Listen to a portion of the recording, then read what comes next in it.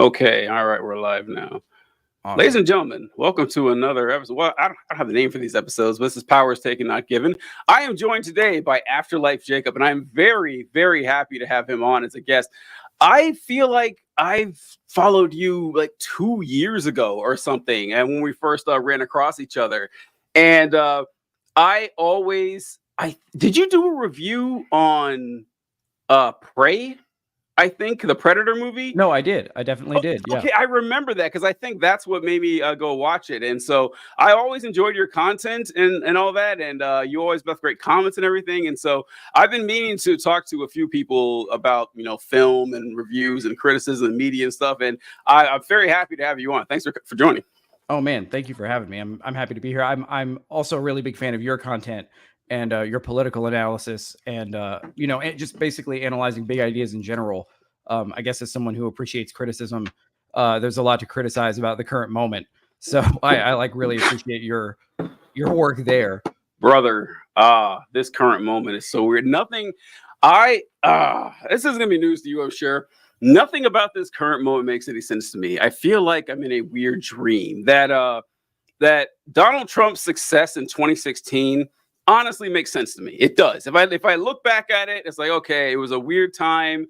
The nation, Hillary Clinton, for whatever reason, they justified or whatever, had a lot of baggage with the American populace. And Donald Trump came along. He was known as being rich and being successful, which is all that matters, apparently, in the United States. And like it or not, Donald Trump, I've been trying to form a way to do a video on this. In that, what Donald Trump's appeal is it's the racism and stuff. Hey, we got all that. But Donald Trump is genuine. And when people confuse being genuine with being honest, because he is not honest. There's nothing honest about Donald Trump, but he's genuine in that, like, for example, if you watched Kamala Harris speak, or you watched Joe Biden speak, or Chuck Schumer, Nancy Pelosi, anybody, like any random politician, you watch them on stage and they give their speech. If you go talk to them one-on-one with no cameras around, they're not going to sound like that. They're not going to have that stilted politician speak. They're not going to have focus group terms and everything. They're not going to dance around issues and not say.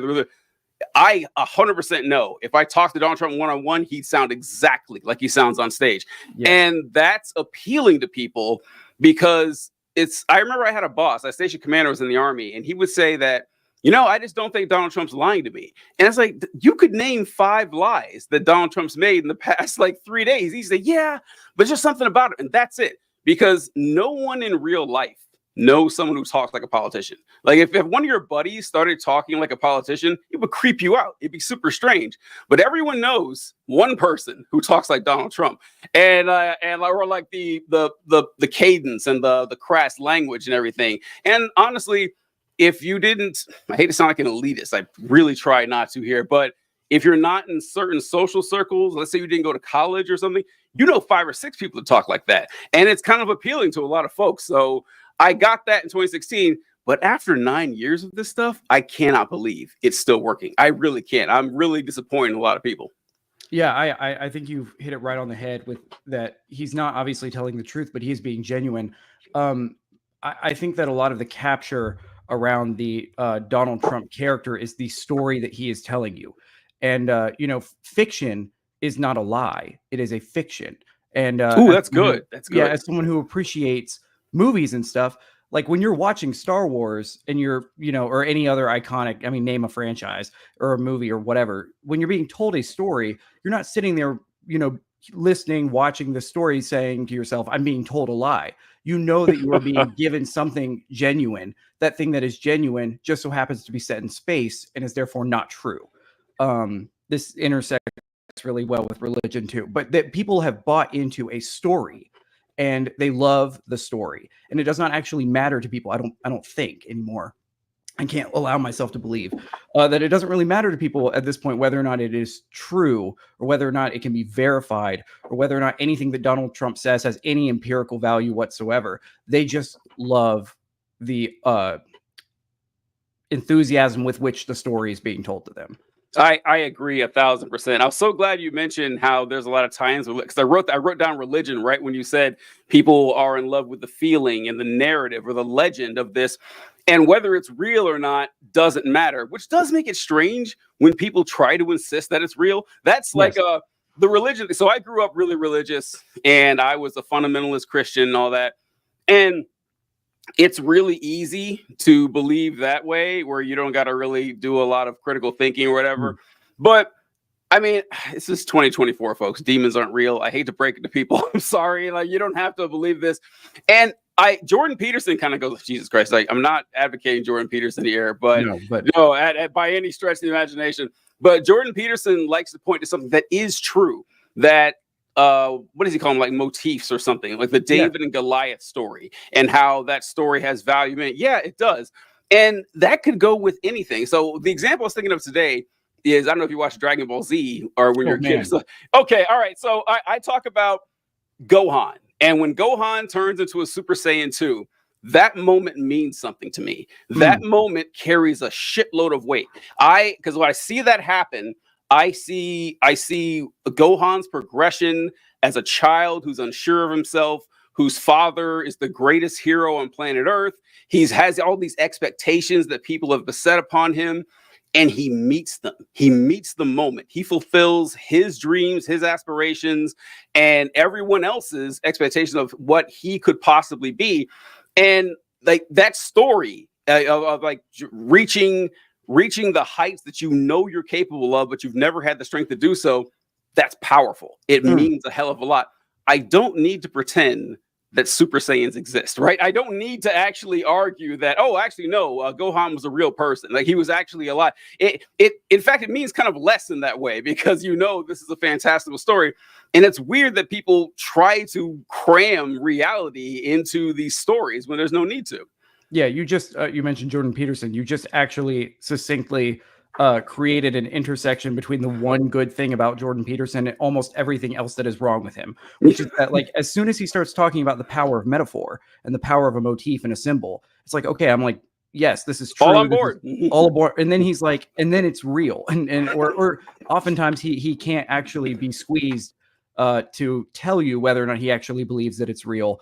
But, you know, he is leading people to consider these things plausible. The Virgin Mary image is something I saw recently that he was harping on, and I believe it was Richard Dawkins asked him, yes, but like, do you actually believe that that's true? And he just crumbled. Like, he could not give you an answer. But also, like, the Gohan thing, that moment, speaking of, like, I mean, thinking back to like moments in my childhood that were formative to me, moments that like let me know that I wanted to be a storyteller. Seeing Gohan turn into a Super Saiyan 2 for the first time was one of those oh shit moments that like radically defined the next 10 years of like what kind of stories I was motivated to moving towards.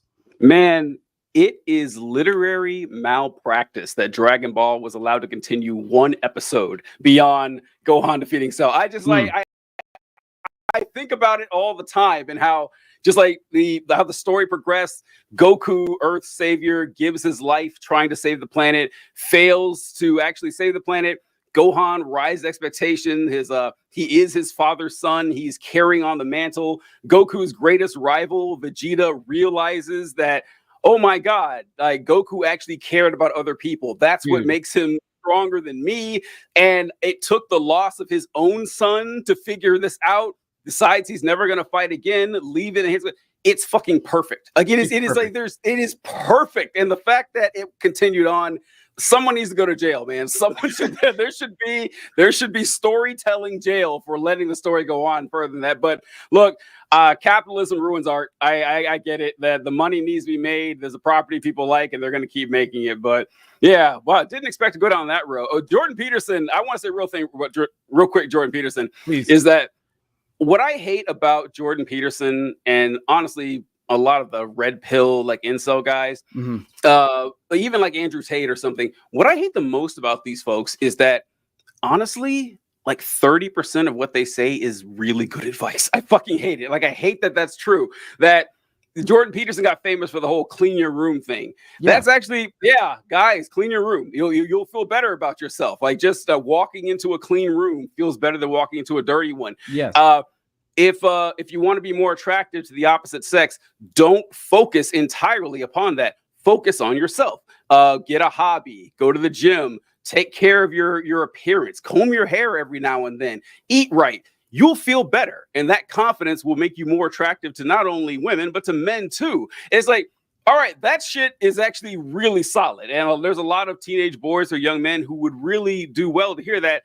And then they go fucking off the rails. And it's like, women are evil and society is out to get you. And the little guy can't get a fair shake and it's unfair. So what you need to do is make society unfair in your favor. And it's just poison all the way down after that. Yeah. I hate that. And the problem is only made worse when they take things that work in a micro and force them into a macro. So like the clean your room thing, right? Mm-hmm.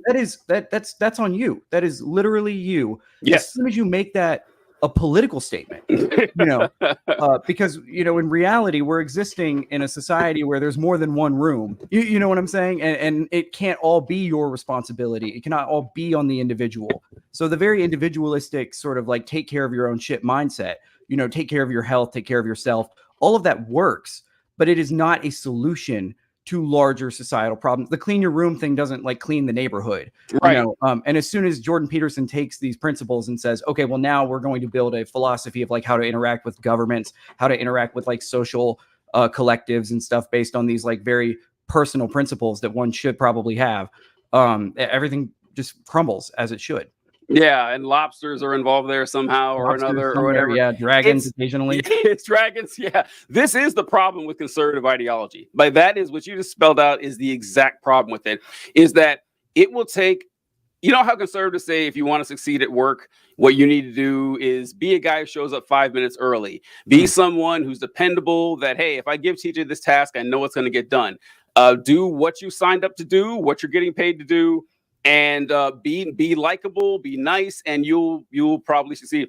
Now, there's nothing wrong with that advice. Actually, it's actually very good. It's what I recommend doing. It's what I've done my whole life, and it's worked for me. However, it can't work for everyone. Like it literally can't, because if you have 10 people, there's only one promotion. If you all follow that advice to the letter, still only one person getting that job. It's not you. It's fucking over the 9 other people. So just because it works in the micro, like you said, it's not a solution for the macro. And conservatives lose that. They lose it on everything because good advice for a person is not applicable to the entire population or a system. They could refuse to acknowledge the existence of a system. So yeah, then they will complain when that system they believe is being turned on them. So someone else got this job that I worked really hard for. Yeah, someone else got this job. That must be, that must be rigged against me. Oh well, they got it because they were a woman. Like that sort of like stereotype is really how they think about the world in a lot of cases. I don't want to speak for every conservative, but at this point, you can. Yeah, if you're voting for Donald Trump, like you might as well be lumped in here, right? Yeah. It's kind of how they view racism. How conservatives view racism has always been funny to me, because your standard line from a conservative or Republican is that racism doesn't exist. It's not real. But to the extent that it does, it's white men who are affected by it the most. Like that's honestly how they look at it. It's like it's not real unless it actually is real against me. That right, which is like their entire philosophy. That is just it's all focused on selfishness. I'm amazed it's actually as strong as it is, really, with all the evidence people have against it. But unfortunately, people don't vote on policy. This is something that I've really struggled with for years now. Years. It's bothered me because we see politicians that we would like to get elected or whatever, and we see them talking and they're just rambling about nothing. We don't really bother me. This has gone way off the rails, but I love it so much. What I hate is when they start asking a politician a question and they immediately jump into, my parents were poor. Right? You already know what I'm going with. They start telling their life stories like, buddy, I could not give less of a fuck about your life story. Yeah. I don't care who your parents were. I don't care where you went to school. I don't care. I want to know what you're gonna do. This is a job interview. Like you don't go on a job interview saying I was born in the mountains of North Carolina to two hardworking individuals, but it works. It works, and I hate it. Like people don't think like we do when it comes to this stuff, but that's the world we live in. Yeah, they know that they're not actually trying to sell the American people a policy. They're trying to sell them pros. They're selling them like they're selling them a feeling, like we talked about a moment ago. They're selling them a story, and unfortunately, that's what's marketable in our brains, you know. And it comes down to a lack of principle. I think that like even how we think about government is an extension of what our principles are. I think that like so much of what we are currently engaged in as a society is just completely lacking in principle. There's no pragmatism. It's all about how it makes us feel and what tribes, you know, we can connect with and things like that. And this is sort of like, again, kind of going back to religion for just a moment. I think one of the reasons why people who claim to actually follow the teachings of Jesus Christ can get on board with someone like Donald Trump in mass is because those people were not actually invested in the principles of the teachings of Jesus Christ in the first place. They were invested in the tribe of having that label, of having that name and that culture. And then wherever that goes, they will go because the principle is just their, you know, acceptance and relationship with the tribe. Yeah. The Christian thing does always make me laugh because I always point out that whenever a Christian does something bad, a lot of folks will say, well, they weren't real Christians. Fuck you. Yes, they were. Okay. This is like the Ku Klux Klan, real Christians, conquistadors, real Christians, Spanish Inquisitions, real Christians. Like there's no way to discern who and who is not a true Christian. The closest I get to it, though, I do get kind of close sometimes when it comes to modern day Protestantism and American Christianity, simply because, like you mentioned, the teachings of Jesus and how they worship capitalism, they worship money. Like they have a choice between God and mammon. They choose mammon every time. Yes. Like Jesus never stopped shitting on rich people. Like Jesus never had a nice thing to say rich people his entire ministry. It's like you can't believably tell me you're following Jesus. But like, what's a good point you mentioned about how the label and the tribe means a lot, because over time, the amount of believers or any religion in the United States is going down. Like it continues to drop, and it still is. However, the label evangelical is growing. Like the population isn't growing, but like the percentage of people is kind of, it's a weird thing, but they will. And it turns out these people don't attend church anymore. Like they don't keep this, like the church attendance population isn't going up, but people are identifying with evangelical Christian because it's so closely tied to Donald Trump, which, by the way, does not speak well of evangelical Christian. God, let you guys know that. No, but people are more interested in say, okay, well, that's the culture that I'm with. I don't believe in the Bible or that Jesus stuff, but you know, that's who I'm identifying with. So you're right; they're chasing the tribe more than anything else. Yeah, and even the people who are in that tribe who do actually believe it. And as someone who used to believe it myself, I like don't want to discount the importance of belief here. The belief is really the only metric. Like they don't really check anything else at the door other than like, do you proclaim that Jesus rose from the dead? You know, do you believe that you've been washed in the blood? Whatever flavor tickles your fancy. But like that's really all they're looking for. And it's so simple, but at the same time, it so quickly becomes so much more. Now suddenly you're forced to be pro-life in parentheses, you know, now suddenly you're forced to be pro-Israel. Yeah. Now suddenly you're forced to be pro all of these other things and anti whatever the tribe decides, you know. And it doesn't matter that Donald Trump actually embodies in himself a majority of the things that, like, growing up evangelical myself, like very deeply rooted. I went to a fundamentalist Christian school myself, like my man, all of those teachings that were hammered into me from the jump by people who actually believed in the teachings of Jesus Christ. All of that actually, I saw it in real time, actually like go out the window. I watched it walk away when Donald Trump descended the golden escalator and, you know, started harping on immigrants and stuff, because culturally they shifted there. I blame a lot of this on the internet. Culturally, they shifted there. The principles fell away, and the tribe collectively decided that they were moving on. And that, I mean, it's horrible, but also like in the same way that like death is actually very simple, you know, and tragic, this is very simple and tragic. And in the same way that people don't really can't come to terms with death a lot of the times. A lot of the populace hasn't come to terms with like this. It's entropy, and it's very sad.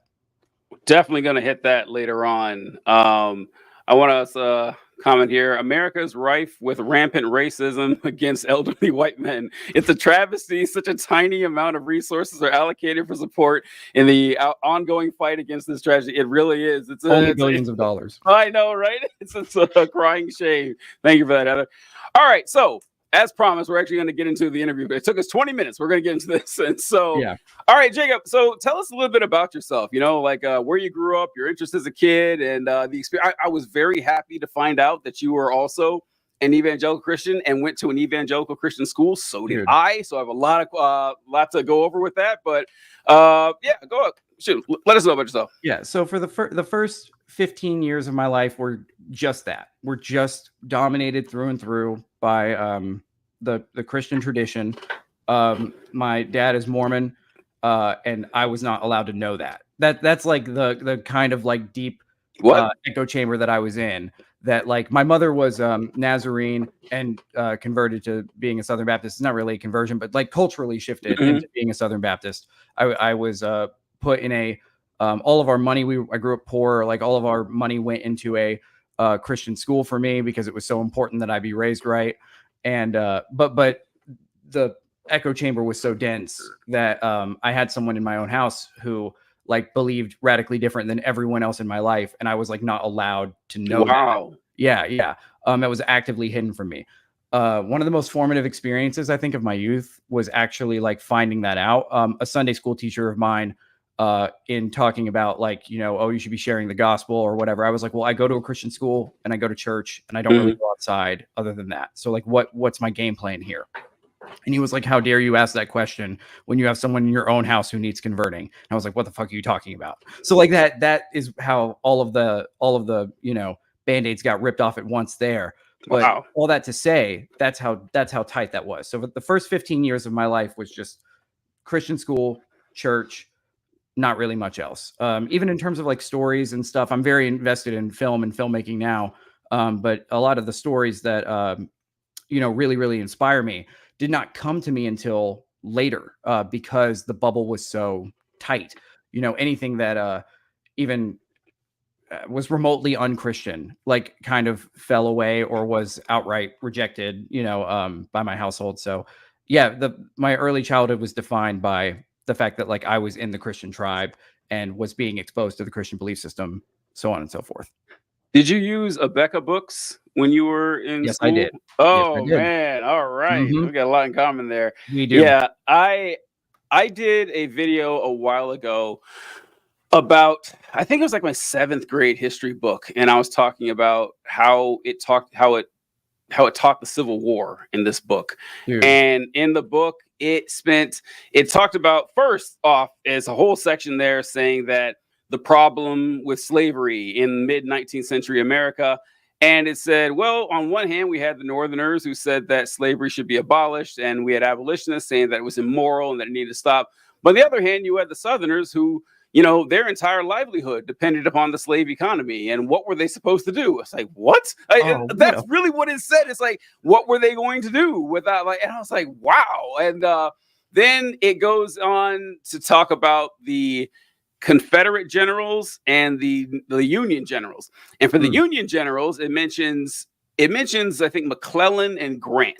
And it basically goes through their biography that, they worked here. They went to West Point. They were in the military. Grant left the military to work for his family, came back and joined the Union. What you'd expect, pretty much. For the Confederate generals, though, the Confederate generals, it lists the two main ones were were Lee and Jackson.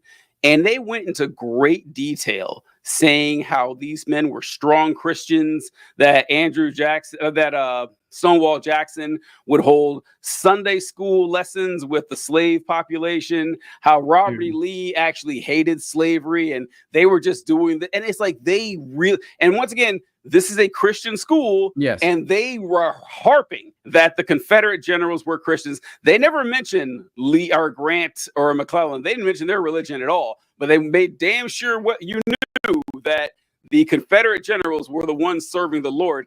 And after it was over, there's a section there that said, when the Civil War ended, a lot of people in Congress had nothing but bitterness toward the South. They wanted to punish them. And it's like, it's the entire thing was just Confederate propaganda. Yes. And I point this out to people when they wonder how there are so many people who think, oh yeah, naming schools after Robert E. Lee is a great idea. He was a good man. And or why they're so upset when the statues come down.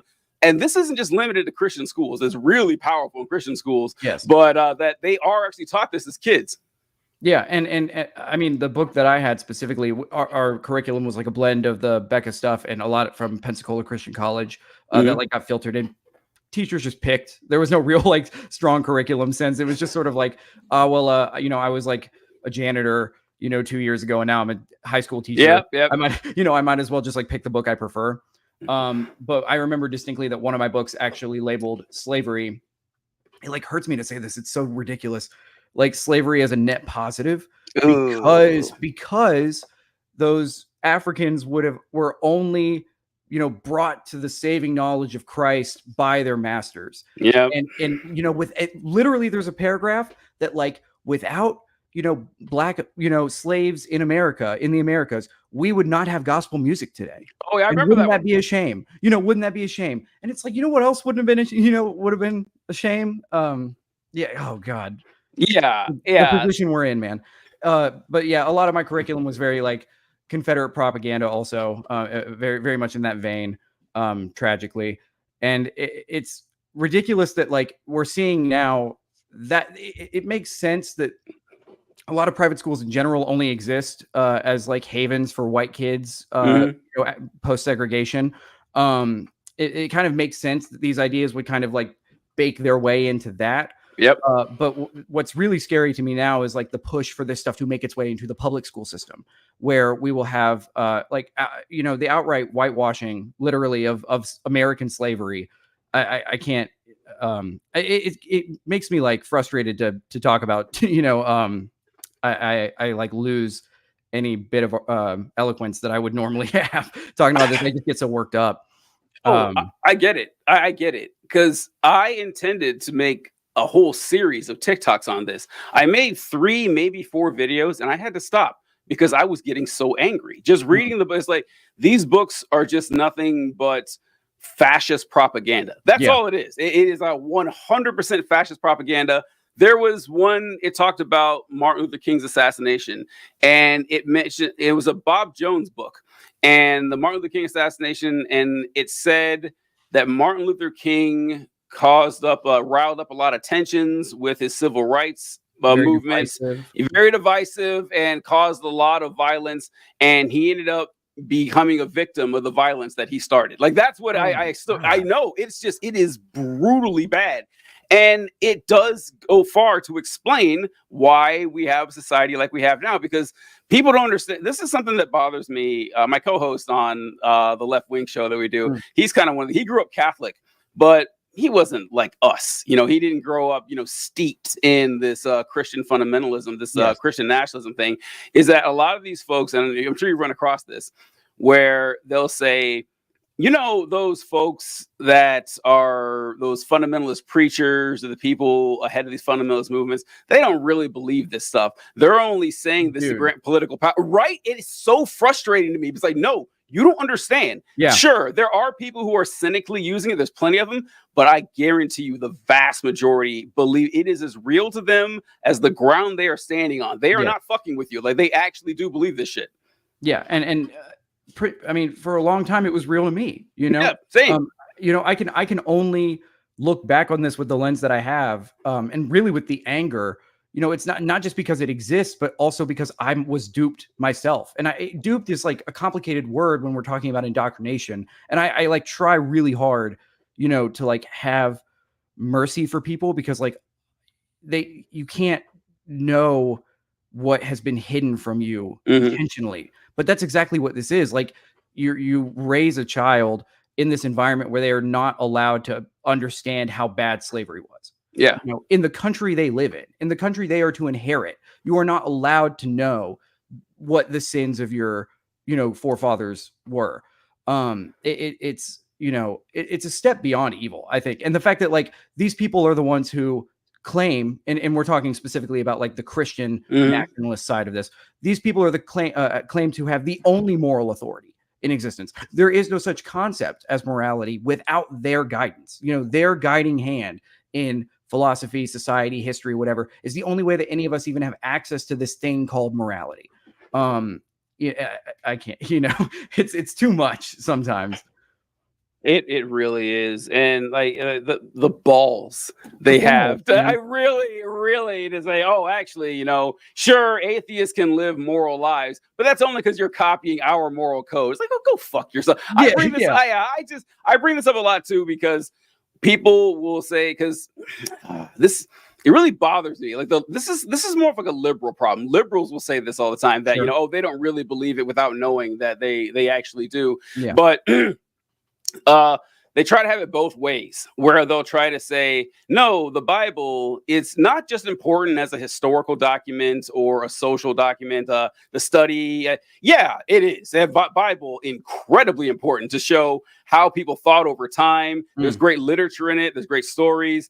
And yeah, I'm not going to pretend the Bible doesn't have a lot of educational value and culture and social value, but it goes a step further. No, actually, it actually has a lot of value as a source of morality and to craft our society around.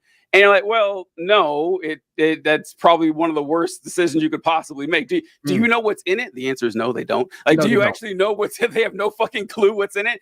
And they'll say something like, well, it says thou shalt not steal. It's like, you don't need to go to the Bible to find that stealing is bad. I guarantee every culture is going to have some sort of rules against stealing. It's not unique. But what I like to ask them is, if the Bible is so great, if like if the foundation for our moral structure and our moral system actually rests with the Bible, why is it that when you go back in time and people take the Bible more seriously, life gets worse for everyone? Because if that's the case, that the Bible is actually like following it is the structure for morality. If you follow it to the letter, as a lot of societies did, life is worse for women, for for men, like for children. Like it's worse for everyone. And the further we get away from the Bible, the happier we get, the longer our lifespan is, the more tolerant and caring and loving we are towards other people. Because it seems to be the opposite. And people love having it both ways, and it really annoys me.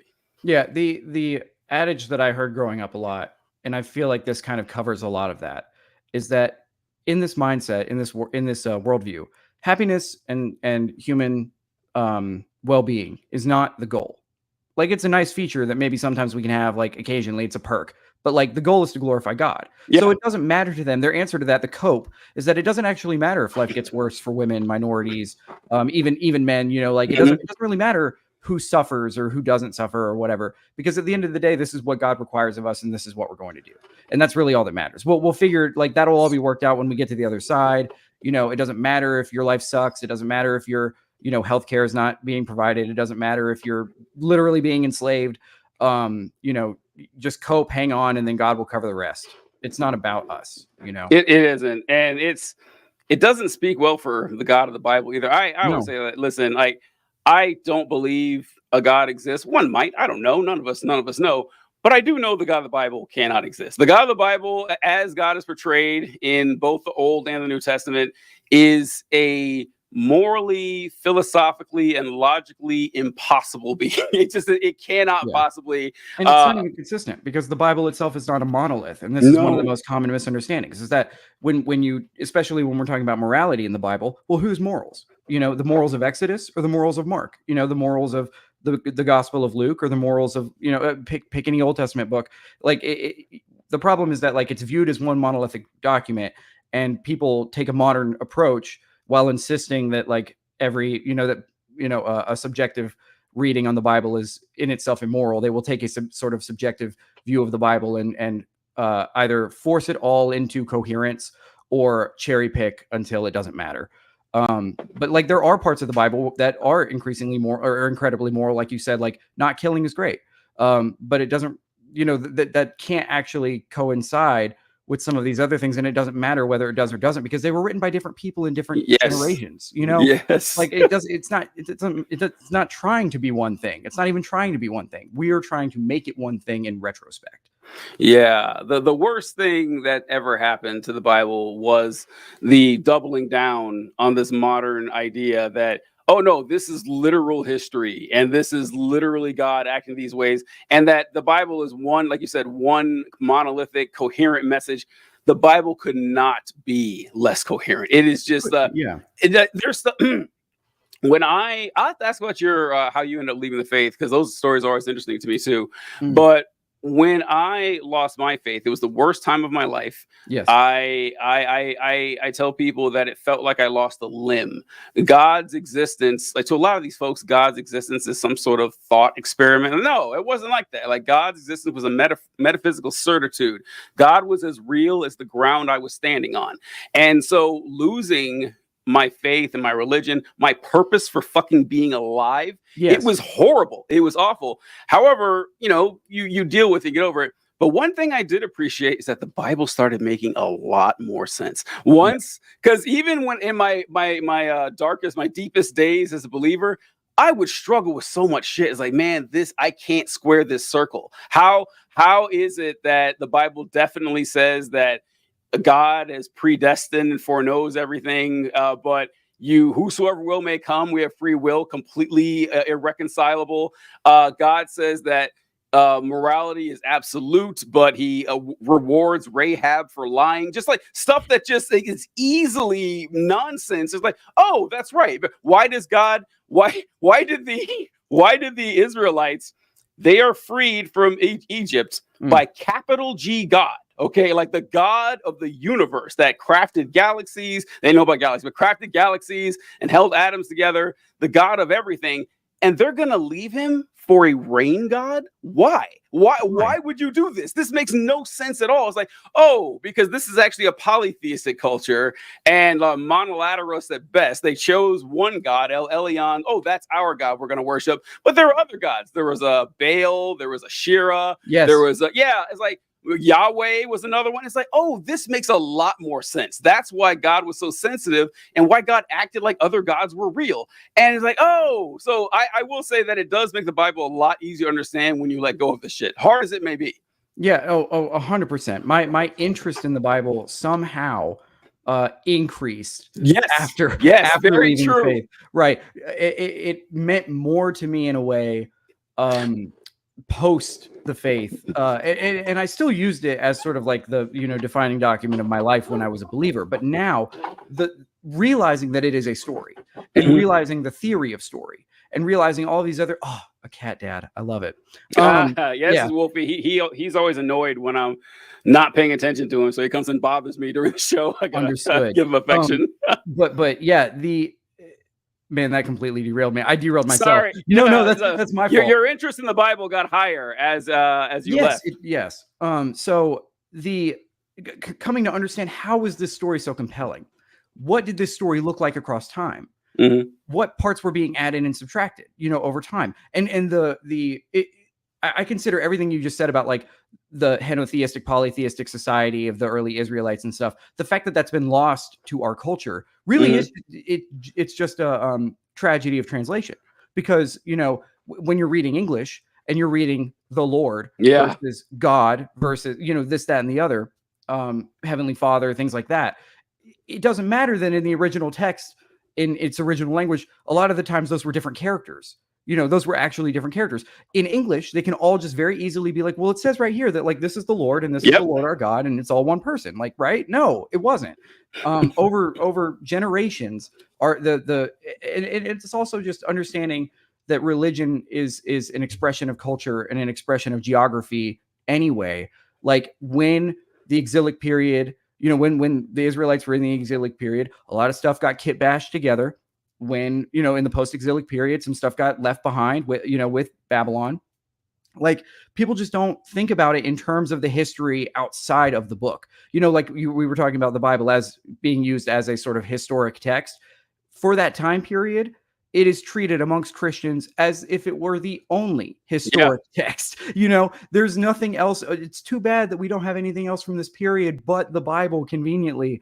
Like, no, the Moabite stone does exist. There is more context here, So my interest in that like only got more intense after I realized that there was a whole world outside of this document that made it much richer Yes. as a sort of human story about what we think about the cosmos.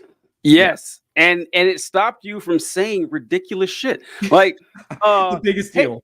yeah, the story of Noah, it seems to copy a pretty big section of the Epic of Gilgamesh that is definitely older. Like by anyone's any scholar, even Christian scholars, they're like, yeah, well, the real story though is the more recent one. Like the old one, just I was like, what? Come on, there's no way you believe this. It doesn't make any sense at all. I would probably say the show is fire. My favorite line so far is that children are not allowed to learn about the past. So ironic when they go on and on about not teaching CRT. Right. Yeah, I know. Yeah, they don't even know what is and isn't being taught. Yeah. It's and I love the observation about a lack of univocality in the Bible. Should we follow the moral framework of Jehovah, Jesus, the Holy Spirit, Moses, or Paul? I'm ripping that off next family dinner. It's true. Yeah, absolutely. Because it's just absolute nonsense. And the thing you mentioned about how the gods were different. This show has been great. Sorry I was late. Red Dead had a long mission. Yo, if there's any reason to miss, I think I speak for Jacob that we will both show deference to either Arthur Morgan or John Marston, whichever one you're playing with. I will gladly show deference to those guys. But I remember like my mind was blown when I found out that Jehovah and so all of God's names like El Shaddai and Elohim and everything, not the same person as Jehovah. No. Mind blown. Mind absolutely blown. I couldn't believe it. And it's just you're right. The Bible, it means so much more to me now. And it meant honestly, it meant everything to me back then, but I appreciate it more now. And this is why I'm sure you run across this. You definitely seem like the type, but it's like, this is why it's so infuriating whenever I tell someone that I used to be a Christian, that I used to believe in God, and they say, well, what you need to do is open your heart and study the word. All right, let's get 5 minutes here. And let's just see if you have even a cursory knowledge of what's in the Bible. They never do. Never do. You ask like, okay, so why does the Bible say slavery is fine? And like, oh no, it's not. It's servants. It's like, it's no. indentured servitude, right? Yeah, they always say it. And then first off, I was like, okay, indentured servitude, kind of questionably moral too. Let's go. I think we can, especially the way itself, especially the way it's presented in the Bible. For those of you who don't know, here's how the indentured servitude worked. Which, by the way, they weren't all indentured service, but that was limited to Hebrew males. So Hebrew females out of luck, foreigners definitely out of luck. But if I owe Jake, well, let's do the other way for the optics. But if say Jacob owed me, let's say Jacob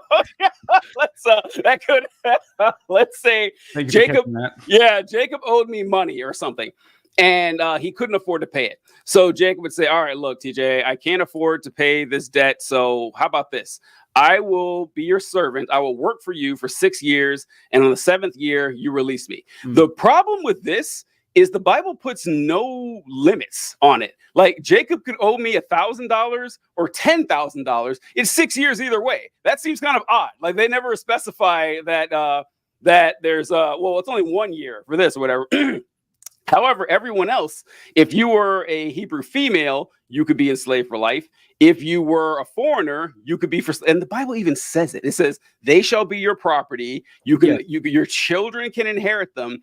And let's say Jacob was my servant for 6 years, but he falls in love with one of my female slaves and he wants to marry her. And I was like, sure, go ahead. She's yours. And then, because I can do that. I can just give people away. And so you have a family with them. Yeah, I know, right? And then year 7 is like, all right, Jacob, you're free to go.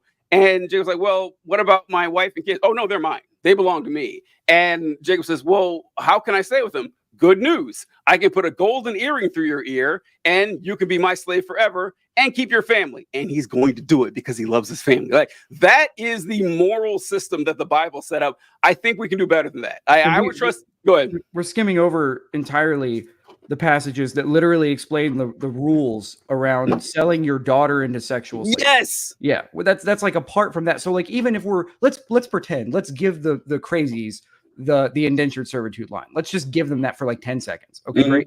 What about the sexual slavery stuff? Yeah. What about the passing women around, as property? what about the polygamy? Like what about all of these other things? Like, can we? And then it very quickly just becomes, oh, well, it was a different time. Yes, it Okay, was. It is was a morality different time. subjective or not? Like, which Yeah. you're the way? Who's the relativist here? Yeah, Yes. yeah. It's like you're right. It was a different time. Just like Jacob said, that's what we're saying. Because if you look at the Bible as the Old Testament specifically as something that was written by Bronze Age mystics and warlords, it makes perfect sense. Yes. There is no confusion whatsoever. This is a society that thought slavery was fine, that women were property, that you could do whatever you want with them. I like when they come back. Well, the Bible does say husbands love your wives. Oh, great, thanks. Yeah, that makes up for it all, I guess, easy. and everything. Yeah, no problem solved. No moral issue here whatsoever. And if you look at, because I was talking to a friend of mine about this who is still a Christian, and I think I was talking about why I'm not a believer anymore. The primary reason is there's no evidence for a deity. You couldn't possibly. That's all you need, honestly. But I was like, but for the Christianity thing in particular, in specific, you're telling me that this omnipotent triune deity who spoke reality into existence, like knows everything that could be possibly known, the wisest, most intelligent force you could possibly think of, that this being, let's once again, you got to skip over a bunch of shit too, but this being created human beings knowing they'd be sinful, did it anyway, fine, whatever, let's grant that, and saw the problem with sin in humanity. Okay, people are sinning and I can't have that, so I got to solve this problem. Here's my solution. I am going to send my son, who's also me. There's a third guy that it won't be confusing, I'm sure, but right. I'll send him to Earth in the middle of the desert, and I'm going to have him tortured to death. And then that's going to be the human blood sacrifice to cover sin. And I'm going to put this in a book, actually 66 books, and combine them in 3 languages. I know that most of the population is going to be illiterate, and 99%, if I count everyone on Earth who doesn't happen to speak those 3 languages, and this is going to guarantee that the most important information on planet Earth is kept in the hands of the rich and the powerful. Yeah, I'm going to send that to them. And hopefully they'll figure this out. It's like, you have a lower opinion of God than I do if you think God would do something so irrational. Yes. Yeah. And going back for just a moment, because I love this train we're on, but going back for a moment to reference, the big orange guy. When I get offended on behalf of the Jesus that I prayed to. Yes. When I see other people who claim to be Christians falling in line with this ideology and this cultural movement, like, and to go back to the 66 books and stuff, a lot of the times that's treated in these circles as if it was a positive feature, not a bug. Like, wow, look how miraculous it is that all 66 of these books are so perfectly coherent. There's a beautiful little graph that's like all of the connections in the Bible and stuff. Have you seen that? Yeah, the contradictions. Yeah, like all the references and like cross references and stuff. Mm-hmm. Yeah, all the times when the word of God just became one cohesive thing, and it's like there's like a 1 in X trillion oh god, that's terrible. That this worked out this way, and it's like that's exactly right. There's like a 1 in X trillion chance that you're right about all of this stuff, and yet for some reason you've given it your entire life wholesale to the idea that it is, that the odds being against you, this happens to be true. And the thing about God and belief in any God versus the belief in the Christian God, like you hit on that for just a second, that's so critical too, because when we're analyzing all of these things as data points, right, the concession of one data point does not immediately give us a mile to accept. I'm sorry, can you hear my cat? Yeah, fine. Sorry. The concession of one data point does not give us the breadth to accept all others. Okay, we have a God. Great. Is it the Christian God? Of course. No, like that's not how that works. Does that mean the Bible's true? No, that's not. You don't just get, it's the ultimate give an inch, take a mile, but with the most important matters of your entire life and what you base your entire functioning religion on, your entire functioning moral code. 1 second. That was all right. My cat yells all the time during these shows. I understand completely. Next to my girrfriend. It's all right. My poor guy. Speaking of which, this is like ridiculous, but you know, for the sake of saying so, for anyone watching, it is National Black Cat Day. I've got a Oh, black cat. how about that? Didn't know Yeah, that. black cats are statistically more likely to spend their entire lives in shelters, be tortured, things like that, because of age-old superstitions. It's Um, it's so fucking strange, man. I just what the fuck? I just which actually is anti-Semitism. If anyone wants a little fun fact there, like the black cat thing is old archaic, you know, Inquisition period Christians believed that Jews and witches and warlocks and whatever would turn into, you know, rabbits, cats, goats, whatever, and just proliferate the town. And that's why they took up the habit of killing black animals, is because they just assumed that they were of Satan and the Jews. So another bit of tragic, another bit of the glory of God making everyone's lives better, right. eliminating all of this like cosmic knowledge, beaming it right into our brains, making us better people, more well-rounded. Yeah. Jesus Christ. Like I can't believe, you know, actually, I'm right down superstition. I'll get to that in a little bit. Huge. But I want to talk about something you mentioned where the give an inch, take a mile thing. This is something that you'll see a lot with Christian apologists when they start to talk about, they try to debate the existence of God. It's like, well, yeah, God is real. And they start throwing things out like, you know, Kalam's cosmological arguments or some shit, or well, the prime mover, the uncaused cause. And like, okay, listen, folks, let's grant all these. So let's say that your wild philosophical thing is true, that there is a God. Okay. Next step, how do you know it's yours? That they never argue that. They always want to argue the existence of a God and not their God, because you can't do it. It's like, it's actually a lot easier to say, well, you know, I don't buy the argument that, you know, the universe is so complex, it must have had some sort of creation, which I get why people say that, because that's where, honestly, after I lost religion, that's where I was for a long time, that I wasn't a Christian anymore, but I did the look at the trees thing. And it's like, okay, there's clearly, why is there something rather than nothing, right? I couldn't answer that. It's like, all right, so I'm pretty sure that something, I can't understand it, some force, some being created all of this. And I didn't think that this being had, you know, answered prayers or had a amusement park ready for me to go to when I die. I didn't believe in that shit.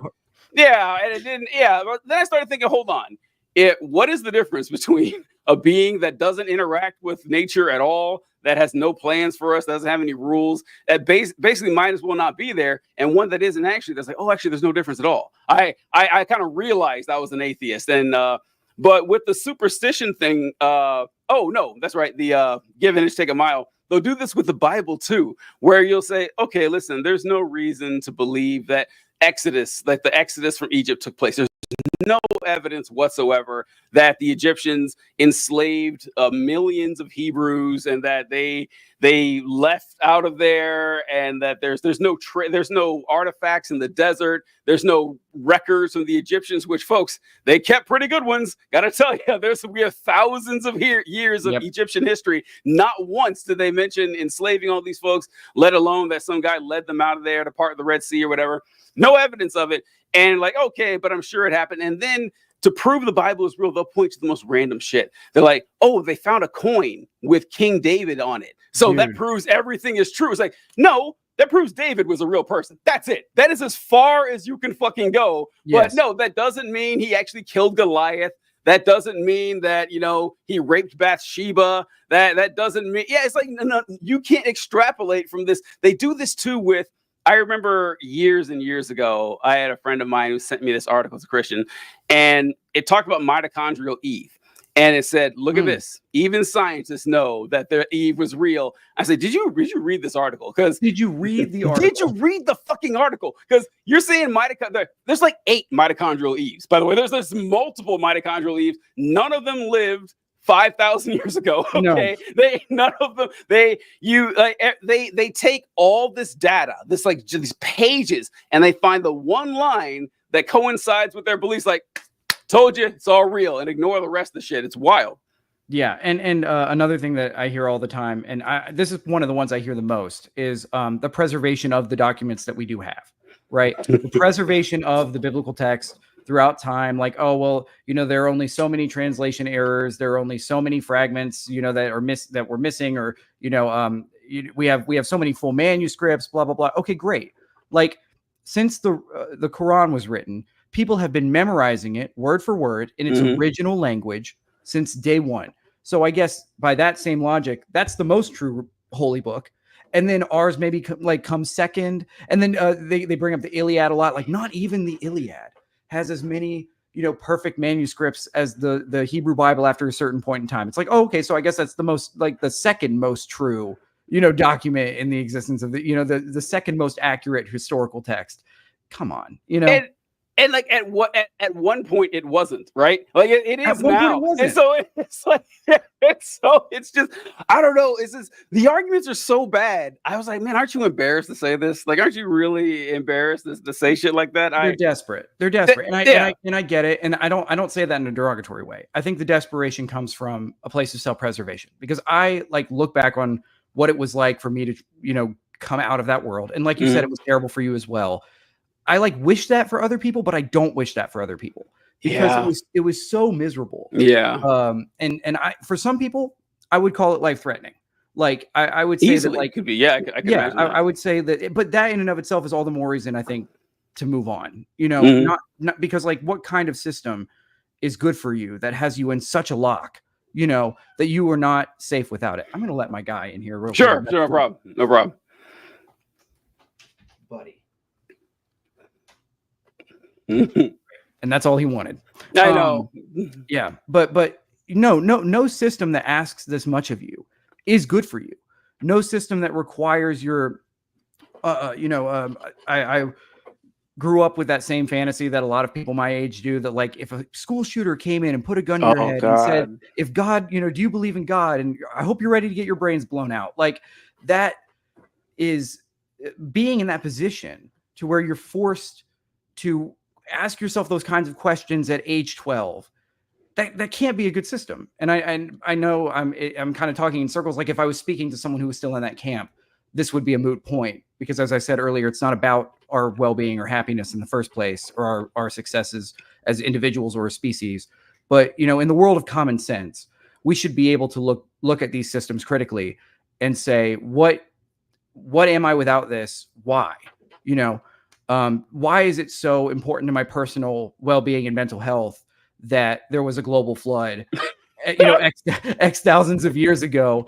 And what am I without issue? It? This is a very Yeah, that's a level of cognitive dissonance that's very painful for the Christian. But I want to tell a brief anecdote. Sure. Because we covered so much ground, and this ties into a lot of it, about stories. I went on a mission trip to Ghana as a 18-year-old. It was the ultimate white savior fantasy. Yeah. Not that I was itching for one of those, but it just that's what they're designed to be. That's what they're designed to be. But I was in Ghana doing mission work, and our vacation day, because white evangelicals see international mission trips as, in the short term, as sort of vacations with work, vacations with the most important work imaginable. And our vacation day was to visit a slave castle on the Atlantic Ocean. Oh, not for that sounds bad, but it was for historical purposes. It was not to relish in its existence or anything. And there's a chamber under the castle that still reeks of death. There's so many people died in that room that the scent is baked into the brick. And there is a courtyard, in the middle of the castle, and a third floor tower where the headmaster of this castle, the overseer, would come down and have, his choice of African women, his choice of African women, offered up to him, and he would pick which one he wanted sent up to him. Yeah. This room where this rape would happen exists right above the priest quarters. And there was a plaque of a psalm above the door. Come on, buddy. There was a plaque of a psalm above the door. And that was a traumatizing experience for me to see, and no one else really seemed bothered at the time. Perhaps maybe I didn't either. Maybe that was a totally internal thing, but Yeah. it felt wrong to me that we weren't all like just on our hands and knees weeping. And that we could see this as sort of a benign fact of history. Yeah. When in fact, like, our religion was culpable for this. Like, our book, a passage from our book is on the door. Yeah. Where all this happened, but on top of a dungeon. Like, what are we supposed to do here? And I remember standing on like the, like a turret of that tower, like looking out at the Atlantic Ocean, just like fucking crying to myself, like not being able to like cope with any of this, but desperate to find a reason to believe that like God still had anything to do with this, in any capacity. Like, how can I preserve my belief in a good God when I'm standing where I'm standing right now with his name on the door? How do I do this? And, about 2 years later, I realized I couldn't, but in that moment, like that's so much of like my lack of an education about what slavery actually was and looked like, colliding all at once with the fact that like I was here to be a white savior and make other people back home feel good about giving money to me to go do it.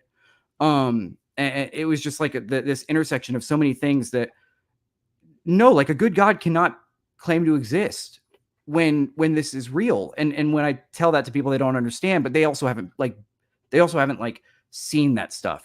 Many of them were not taught that stuff in school. That's why all of this is so important pragmatically, to get us out of this very archaic system of thought. Yeah, they just don't fucking think about it. They just don't. That's what really bothered me. Even like as a Christian, even more as a non-believer, is how little people actually care about their religion and what it says and the history and their own God. Honestly, it's insulting. It's like what you said earlier. I had pointed out. It's like, I get offended for the God I pray to. That's the good. That is a good line. It's like, does this matter to you or not? Does this matter to you or not? Because a lot of people act like it does, or say that it does, but act like it doesn't. That's kind of annoying. And I think a lot of it is because you said it's kind of life-threatening to leave this behind. And I get it. Like, psychologically, it's brutal, because I try to say this stuff without sounding like some kind of fucking know-it-all, because like conservatives will often say that liberals or leftists are just an obnoxious know-it-alls. They're right. They're right. Okay. You just know more than them, typically. Yeah, I know. Yeah, it's hard.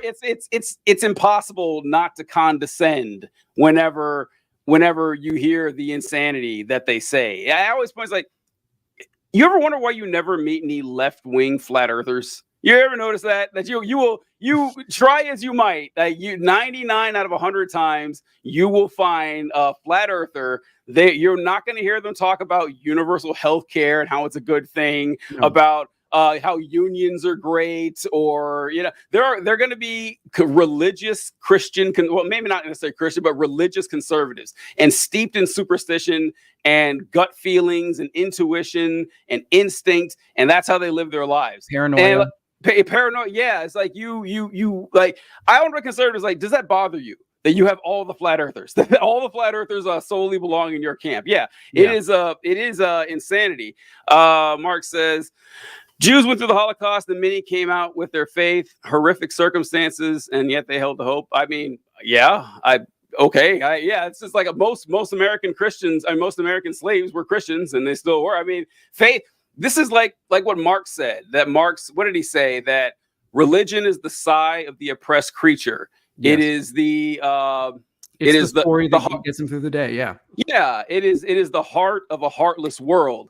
It is the opiate of the masses. And a lot of people say it like Marx didn't mean that in a derogatory fashion. The worse your life is, the more likely you are to buy into religion, because we have to cope with this. Living in an incredibly unjust world, and knowing you were born living and dying in a world in which you are getting fucked every single day, and someone else is living like a king. It's wildly unfair, and unfairness is reviled by pretty much all social mammalian species, and not just human beings. I don't know if you've seen these experiments they do with like monkeys, where they'll have the monkey complete a task, and it'll give one monkey a walnut and the other monkey a grape. The monkey that gets the walnut gets really mad. Like, no, that's like, no, that's not cool. So fairness goes way back. So being in a world that's completely unjust and unfair, having the hope that, okay, this is all going to be sorted out one day, is like, that might be all that gets you up in the morning. Doesn't make it true, but yeah, that's not surprising at all, Mark, that a lot of people held on to their faith, that we demand some sort of order to this. Our brains are pattern-seeking machines, and it's a little too good sometimes. But what you mentioned about the superstition like 20 minutes ago, I'm going to bring up is that it does bother me how easily people flock to superstition in the modern day. Like, you don't have to, like, you don't actually have to buy it. It's like that people are still killing black cats when there's no need for it. I'll see people talking about, even like, and this is the weird thing too, I'm disappointed a lot of times in people who I consider to be smart and they fall for this nonsense. I saw something years ago about Steve Jobs, and Steve Jobs, when he got cancer, he decided to go like on a vegetable juice diet to treat the cancer instead of getting a surgery that could have saved his life. And he did this for like 8 months. And of course it didn't work. And by the time they did the surgery, it was too late. He could still be alive, but it's not limited to just how stupid you are. It's how gullible you are in a lot of ways that we go. Yeah. And about this being a story, like how much this means to you. Like, this really is, I see it as a tragic fact of like the way that our brains work, that we need these kinds of narratives. All of life, this is sort of more philosophical, but all of life is a narrative. Like our entire subjective experience is a story that we're telling ourselves, right? And we do this, and it manifests in all kinds of ways. Like someone's buddy, your buddy's girlfriend could very obviously be cheating on him, but he just cannot accept it. He just can't believe it, right? The story that he's telling himself, the story that he needs to believe, involves an untruth, involves a very specific untruth. This is no different. It's just on a macro scale. And it's not really, I don't tie it very much to intelligence anymore. It certainly could be in the case of many individuals. But I also, I consider it more of like a, measured by, your level of attachment. This is why, like, post Christianity, I've like coped with a lot of Buddhist teachings, because like coming to terms with the relinquishing of everything, like realizing that I was actually going to die someday, and that was actually like a permanent thing. It required me to live very open-handed. It required me to adjust the way that I like exist in this world. And I think that a lot of this is just measured in that currency. Like, how much do you need this to be okay? And that also ties into, Mark's point about the Jews and the Holocaust. Like, this was part of a narrative that they themselves were living in, and how they contextualized their circumstances. And at the end of the day, for many of them, I'm sure how they made it through, how they survived. Yeah. All right, so I wanted to ask about film and everything. Yes. It took us an hour. We got there, but do you have half an hour more? I don't want to keep you too long. Yeah. Oh, perfect. Fine. It's fantastic. All right. So I wanted to ask what got you into filmmaking. And so I am not a filmmaker by any at all, but I do love cinema. I love, I'm really sad, not necessarily at the loss of DVDs or Blu-rays or whatever, but what I do miss is that I would buy a Blu-ray of a movie I really liked, and listening to the director's commentary. I loved that. I love doing that. And you can't really do that anymore. Well, you can, but they make fewer and fewer these days with streaming and all that. But what got you interested in filmmaking? Or criticism, or film criticism, or just film in general? Yeah. I've sort of, if you can't tell by the desert that is my TikTok, I've kind of given up on the criticism, and part of that is in pursuit of being more of a maker. Right. Yeah. I look back on some of my videos and I'm like, man, if I ever got to meet this guy, like, I'd be pretty embarrassed to have like trashed him in this way. And also the more that I like in my community and stuff, the more that I got involved, in the process of making things, the more that I realized how fucking hard it is. Yeah. And so a lot of criticisms that may be valid are ultimately better left unsaid. And this is not, universally the case, but to answer your question, when I realized how powerful stories could be, and when I realized, how so much of our existence is a narrative that we are feeding ourselves about true events and in a way fictionalizing them to contextualize them around ourselves. When I realized how powerful that was and how that connected to so much of what I loved about the world and what I loved about my experience growing up and the things that, drew me further into them, seeing Gohan turn into a Super Saiyan 2 for the first time and the magic that made me feel, sort of wrapping my head around all of that made me realize that I want to instill that same feeling in other people. And I want to like live in a world where that is in discussion all the time. This coincides with a lot of my feelings about like religion and all the things that we've talked about. But when I see my love of like film as a medium, as an extension of that same personality trait, of that same part of myself. I like that. If that made any sense. No, I like it. And it's important to get this out there. Like it's when you're hit with like the storytelling bug and find out what the value that it brings to humanity, you can't help but trying to do something like that. It was an interesting point you said about what if I meet this guy. That's pretty good. I actually hadn't thought about that. Or about the film criticism. It's like, oh yeah, I've been trashing this guy. What if I run into him? That's a good point. So one thing I want to mention is with putting forth a message in film. And yeah, you can correct me if I'm wrong here. This is a layman's term. I've created one film in my entire life, and that was a student body video I made in college. I actually loved it. I loved making it. It was a comedy, and it went over really well. So that was a near and dear to my heart. But I get annoyed when people. So I get annoyed, but I do kind of understand. People will complain about films being too woke or films putting in a message and shit. Because listen, there's no art has ever been created that wasn't sending a message. These people think that, Star Wars is just some space story. No, it has tons of messages in there. You don't got to look hard to find them. And there's no movie that exists that doesn't have some sort of message. However, if the message is heavy-handed and preachy, it's awful. It's just terrible. You got to find a subtle way to do it. And examples that I think of with this is a good one and a bad one. And what was it? Avengers Endgame. In Avengers Endgame, there's a scene where everyone's fighting Thanos, and Peter Parker, I think, has the Infinity Gauntlet, and he's surrounded by all the female Avengers or whatever. Yeah. And it's like, it's so cheesy and lame. We're like, oh, okay, they're doing this is the feminist moment. And it's really obvious. And it really hits you over the head with it. And like the boys kind of parodied it with the girls get it done scene or something, like how over the top it was. But a great example of it was The Mandalorian. And I remember in season 2 of The Mandalorian, there's this fight scene that takes place on the ship where they're waiting for Luke Skywalker. And you're 3 minutes into the fight scene before you realize, like, oh my God, this is all women. Like it just sneaks up on you and boom, it's like that. And at the end you see it. I was like, that is how you handle that. Like, that is how you want to put this message in of strong women characters that can get it done. But if it's like right in your face, like, oh, hey, did you see that? They're all women. Did you see that? Did you notice that? It's annoying and it's upsetting. So how in your experience, would you say is a way that people can put forth messages in without being preachy or annoying? I think the way to do it is to not do it.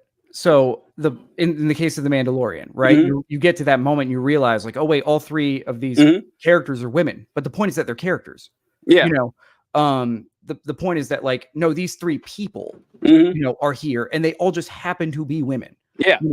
I think Disney specifically, a lot of the flack that it's getting about being woke and things like that.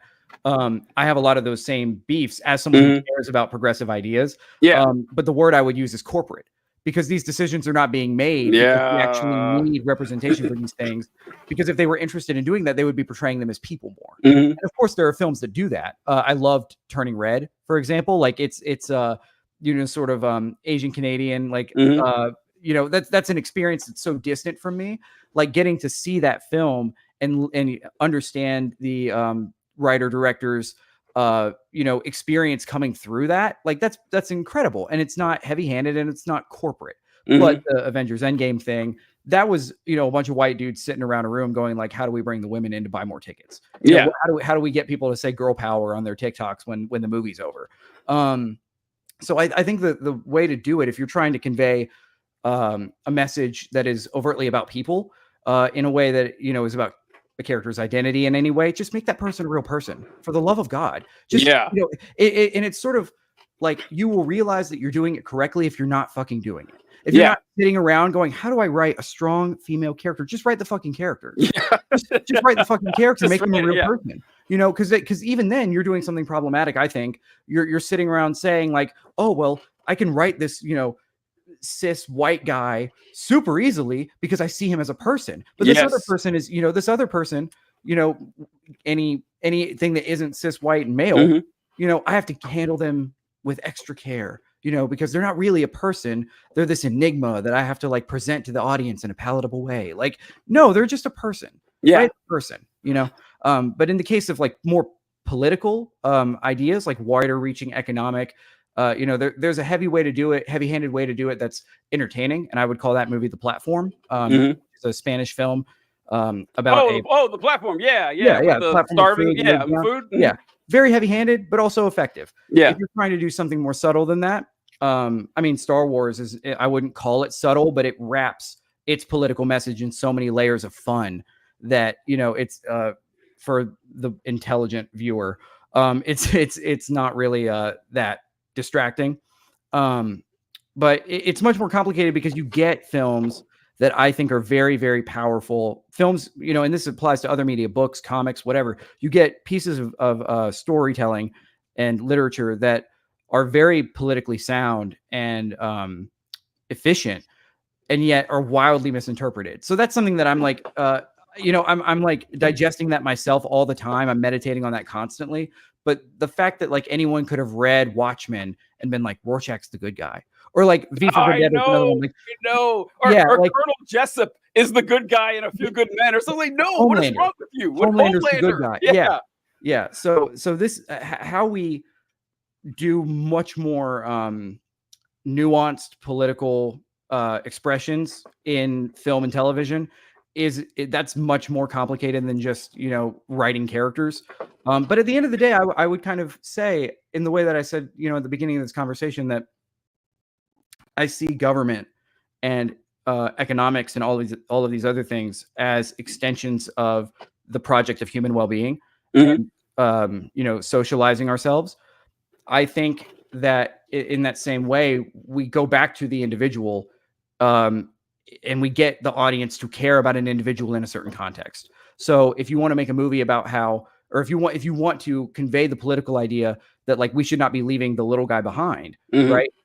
Tell a story about the little guy and make us feel bad that he's being left behind. You don't Yeah. have to like come out and say like, God damn it, I wish there were more social programs, you know? No.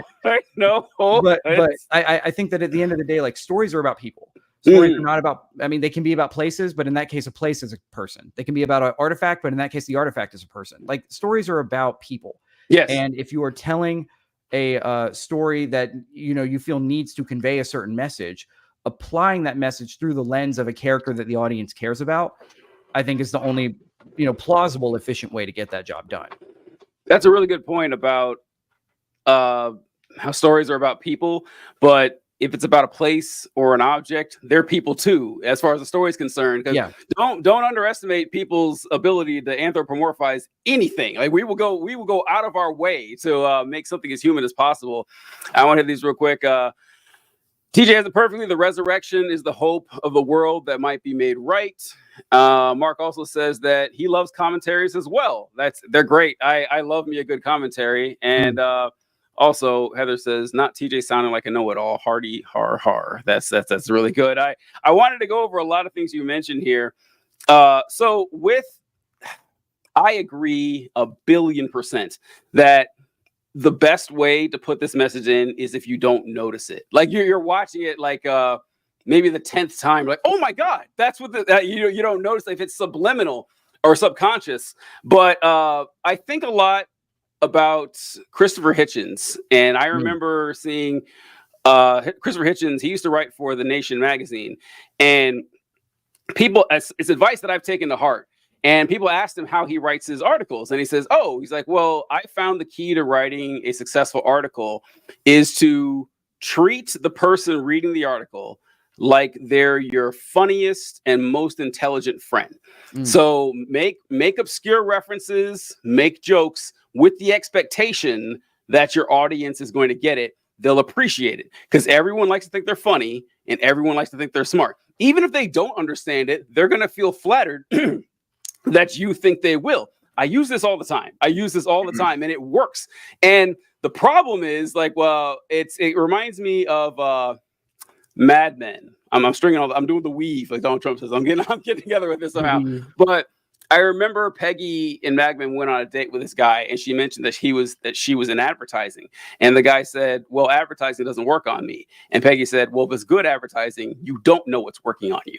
And that's exactly what it's like. However, you do run the risk, like you mentioned, of the audience, it actually going over their heads. And a great example, I wrote down a few examples of this, Starship Troopers. I remember when Starship Troopers came out, like what, 97, 96? I don't know. It was a long time ago. Yeah. And so I remember seeing the commercials for it. Now, I don't blame you to watch the commercials. Okay, this is a mindless space action movie. Fine. I didn't see it until way later. Honestly, I didn't see Starship Troopers until maybe 3 years ago. But I heard that actually this film was mistaken by American audiences as some sort of brainless action flick when it was a warning for fascism. And then I watched it, jaw on the floor the entire time.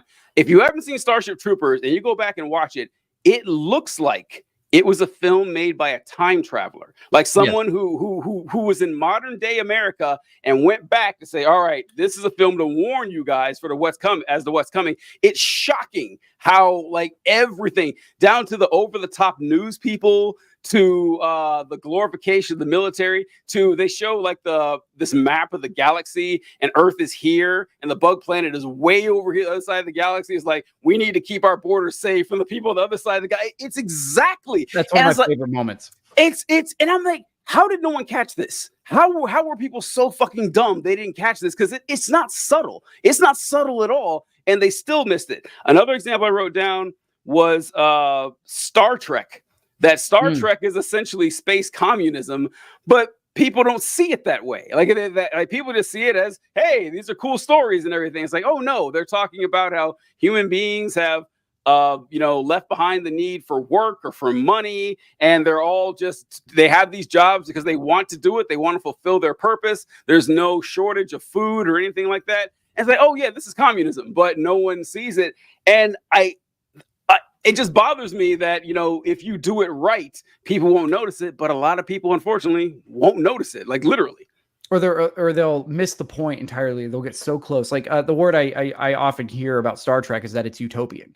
Mm-hmm. It's like it's almost as if the creators of the show were trying to express what an ideal human utopia could look like. Mm-hmm. It just so happens to be communism. Like, looks a lot like it. So close.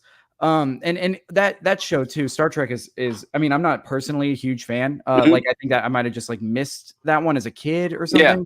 Yeah. But I something I really love about Star Trek is the way that it actually made characters, or it got its political messages across through characters in the way that I was expressing. Like when Kirk and Uhura kiss, right?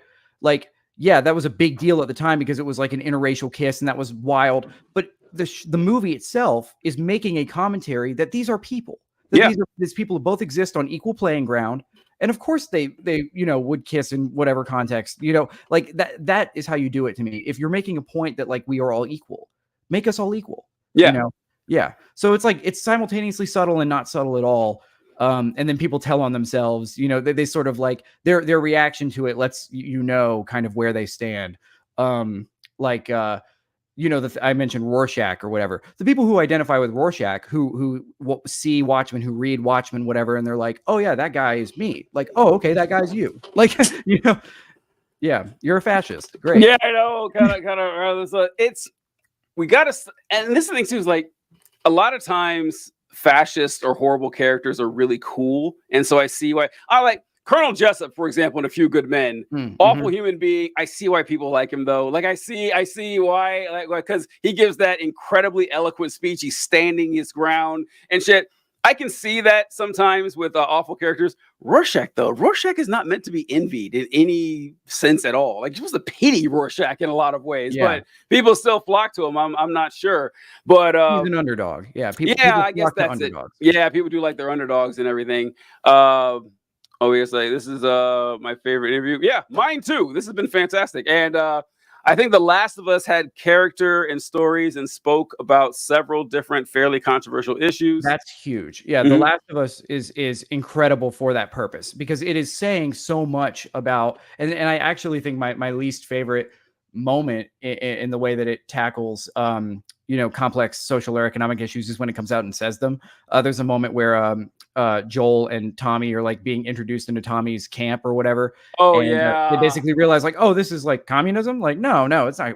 Yes, it is communism. That's the only moment where it kind of like breaks its own illusion for me. But that's exactly how you do it. You're talking a lot about, how we prioritize moral values, things like that, how we organize societies in disastrous circumstances, how individuals react to certain personal and extrapersonal tragedies. The Last of Us is an excellent example for this sort of like complicated commentary in very simple moments. And that primarily works because it is focused on the relationship between this father figure and this, young girl, and a very simple journey from them needing to get to place. The Last of Us is a great example. Yeah, it is. I really enjoy. I never played the games, but I really enjoyed the show. I thought it was, if it's so yeah, man, so much in common, me and Jay. Somehow this is amazing. By the way, we had no idea. I had no idea you grew up a fundamentalist Christian or anything. Maybe you knew I did, but I had no idea. So like learning all this stuff is really cool. What bothers me when people are criticizing me, because listen, I hate over the top, beat you over the head shit as much as anybody else. The Star Wars prequels, I roll my eyes so much at the bad writing. And I remember I almost left the fucking theater when at the end of Revenge of the Sith, when Obi-Wan and Anakin are fighting, and Obi-Wan actually says, "You cannot win, Anakin. I have the high ground." I said, fuck you, okay? Yeah. Stop insulting the goddamn audience. We get the symbolism, okay? My eyes work. Oh my God, I have the high ground. I almost wanted to boo at the screen. It's like, you don't want to insult your audience. You don't want to insult their intelligence. This work you're doing goes beyond the view of 4-year-olds who may not be able to connect the dots on that kind of shit. I do hate that. I also hate whenever people, I'm sure you've heard this before, they use Blazing Saddles a lot. They always use Blazing Saddles. And they'll say, well, you couldn't make Blazing Saddles these days. Yeah, it's a 50-year-old movie. Of course, there's no movie from 50 years ago you could make today. That's how art works. Society evolves, and that what you could do, what was funny, what you could get away with, hell, even what's important from 50 years ago is going to change from day to day. And comedies are most susceptible to that. Like a lot of old comedies, like 10-year-old comedies don't hold up. So I hate when people do that kind of shit. That kind of bothers me. And should I ask this one or wait till I was like, how media has changed public discourse in politics. Have you seen this? Because politics, I would say politics moves downstream from culture. I didn't come up with that, but I mean, it's true that culture dictates how we're going to act in our politics and everything. But so it's interesting to see like cultural moments in film. And like the biggest early one is going to be like Birth of a Nation or something. And for those of you who are unfamiliar, Birth of a Nation is a silent film from the like 1910s, early 1920s maybe. And it was, say what? It's the first feature film. Yeah, and it was the first blockbuster as well. Like it was like it was a massive hit. And the subject matter is not great. It's not great, everyone. It is it's about the Ku Klux Klan coming to save the day from the thick-lipped beasts that have taken over Congress after Black people were given the right to vote and to go into, the Birth of the Nation is KKK propaganda. It was screened at the White House by President Woodrow Wilson. Woodrow Wilson is always my go-to example of what if a racist was really smart? That's Woodrow Wilson. That's the best way I can put it right there. Like a horrible human being who happened to be super intelligent. But there's also, also cultural landmarks. I honestly, the film not so much, but the moments, or the film or a show with Star Trek, with the kiss between Uhura and Kirk, and Top Gun. Top Gun, Top Gun is amazing. So goddamn cool. And military propaganda, like naval enlistment, went through the roof after Top Gun and shit. But banger ass movie. Oh, Top Gun 2 was, I didn't want to watch it because I have this kind of rule against sequels that take place 30 years after. I was like, no.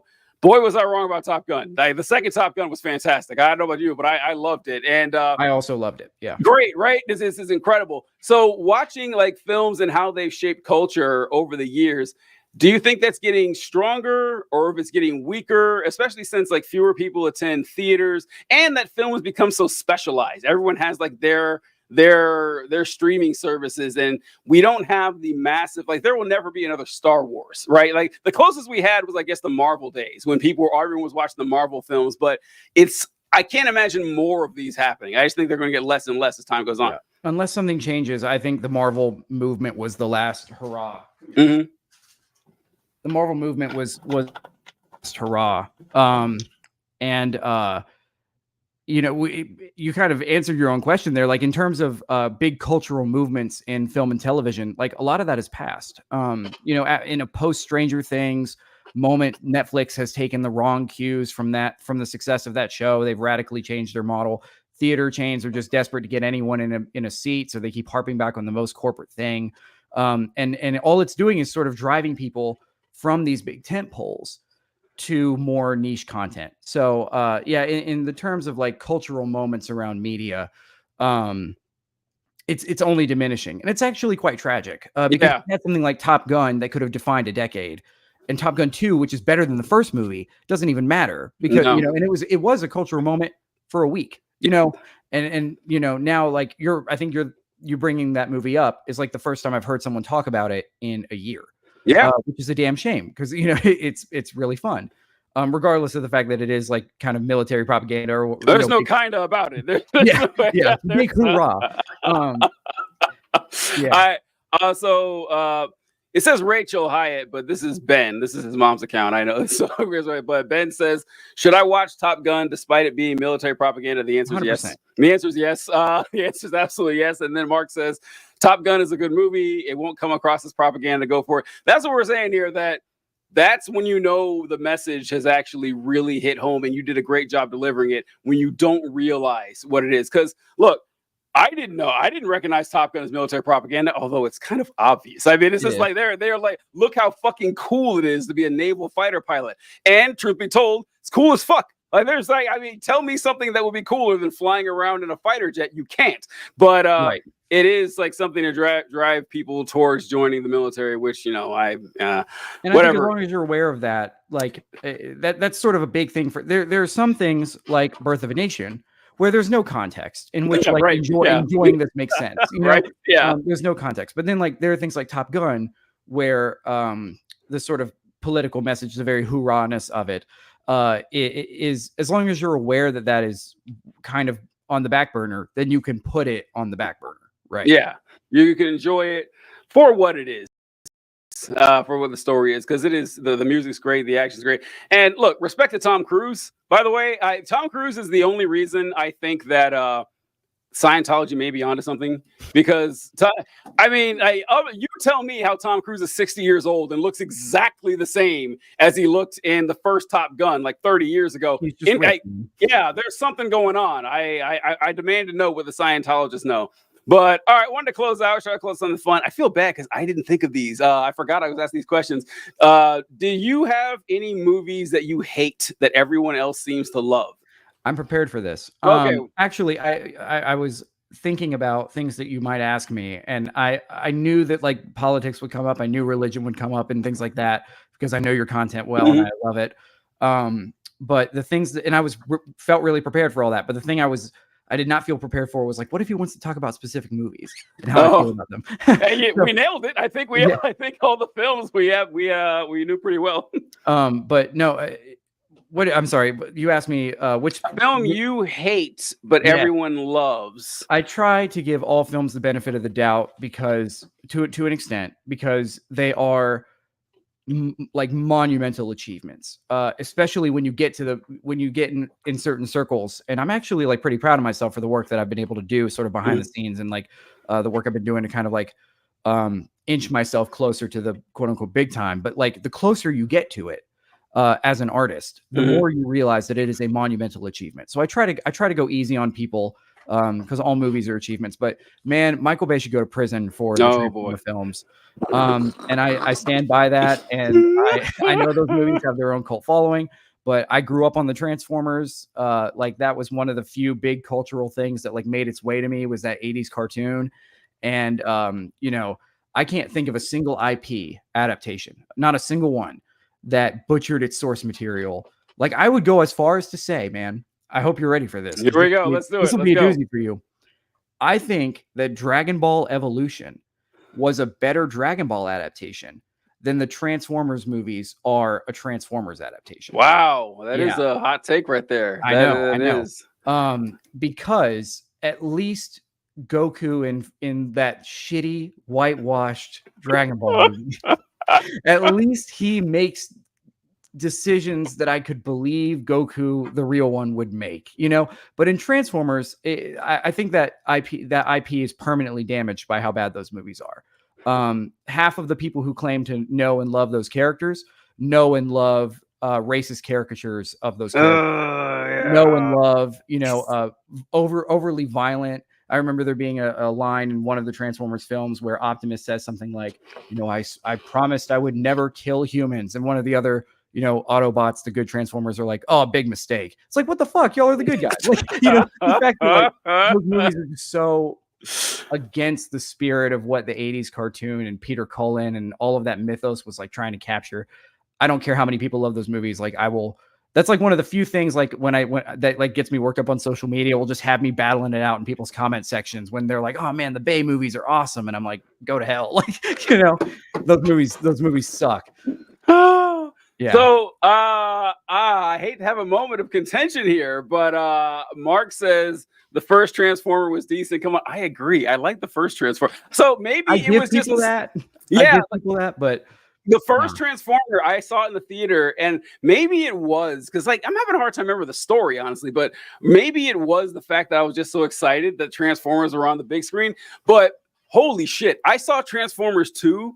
It's one of the worst films I've ever seen. It was like insulting. And then the third one, I don't think I watched any after that. I watched the second and third, and they were just dog shit. And then just the trailers for the rest. I was like, no, I'm not watching that. That looks terrible. And so, yeah, I'm like 90% with you that the films are just garbage and just pissing on the memories of anyone who watched. Funny that you say that, given that the character of Bumblebee actually pisses on someone in the first Transformers film. Yeah, that's exactly how I couldn't put it better myself. Yeah, it's like, and that is some wild shit. I should have. I can't believe I forgot about these questions I'm going with. The closest one I can think of. This one does. Everyone doesn't hate this. This is actually one that's split evenly. I think is that I actually liked The Last Jedi. A lot of people didn't. That's crazy. I do too. Okay. All right. Yeah. So people really didn't. So when the first one came out, the Force Awakens, which I also liked, I thought, okay, this is fun. People were mad that they reinvented the wheels. Like, fuck, who cares? Like, it's a Star Wars movie. It's fun. I like it. And then everyone's question was, okay, who are Rey's parents? Is she a Skywalker? Is she a Kenobi? Is she a Jinn? And I remember thinking, God, can't this story revolve around someone else other than the same four families? Can we just like move on from that, please?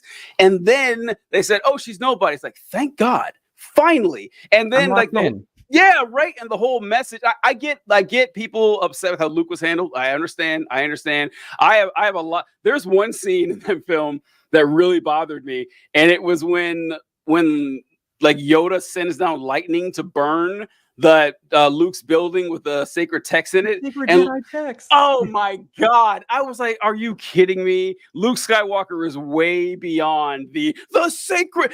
Could you imagine Obi-Wan Kenobi going, oh my, freaking out like that. It's like, no, that's where Luke is right now. Luke should be in the Obi-Wan position. Yeah, that doesn't mean he's always right, but he shouldn't be in freak out mode like he's a child. That should never happen. That bothered me. So I get why people were upset with Luke's presentation, but I did enjoy the very end where the little boy grabbed the broom with the Force. It's like, yes, the Force is not just about the Skywalkers. This is a fucking galaxy. And then then the Rise of Skywalker, which I've said for years now that Attack of the Clones is the worst Star Wars movie, quite possibly the worst movie I've ever seen. Attack of the Clones. Rise of Skywalker gives it a run for its money. I remember seeing the commercial and hearing Palpatine's laugh, and it's like they're bringing Palpatine back, and I thought, okay, they better have a damn good, not a good reason, a damn good reason to bring Palpatine back. Reason. And didn't even try. And I was like, okay, fucked up everything. Oh, she's actually a Palpatine this whole time. All that shit about the Force belonging to the galaxy. Nope, belongs to the same 5 or 6 families that you've been told the whole time. I liked the Last Jedi for what it was trying to do. Turns out no one was trying to do anything. No one had a story, which kind of bothered me. But at the moment, for that short, year and a half window, I was like, I appreciate that they're trying something new with this.